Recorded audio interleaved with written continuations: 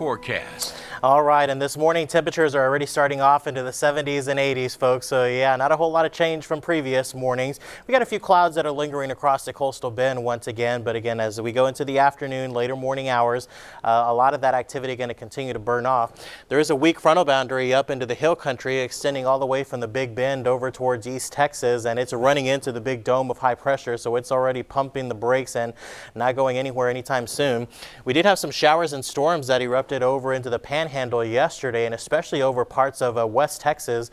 They had a dust storm that moved through. This is a viewer view and submitted by Landon Schaefer. This was again a dust storm, meteorologically known as a haboob, over in Midland, and basically it's a lot of dust that moves across the sky and basically turns everything red. That's all dust that you see in the air, and it just moves like a big old blanket and covers everything.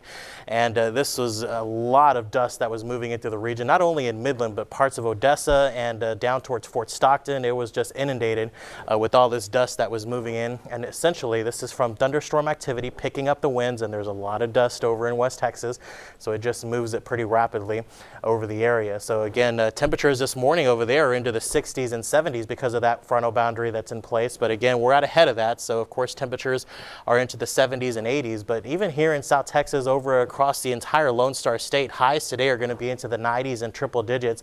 Lots of record heat being observed over into the central parts of the state. So if you have travel plans, just continue to plan on dressing coolly over the next several days.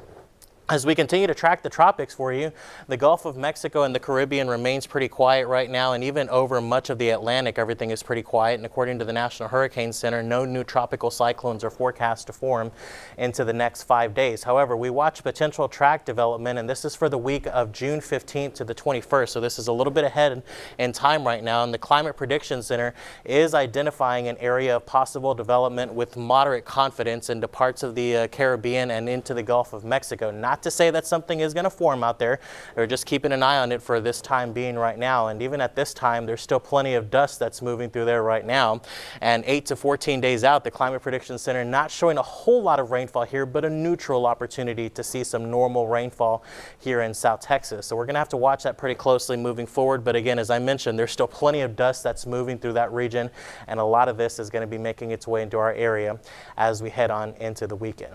There's a look at the current conditions across the area. 70s and 80s over much of the region, and the forecast highs today. Notice how the cloud coverage burns off. We'll see plenty of afternoon sunshine as temperatures top off into the low to mid 90s, and the winds not too bad today out of the east southeast, anywhere between 10 to 20 miles per hour. So we'll go to 94 today, 76 and 96 on Friday, 77 and 98, my goodness, on Saturday. Sweltering heat there. Heat indices around 106 to 116. That lasts through early next week, and then as we head towards the middle of next week, we'll start to get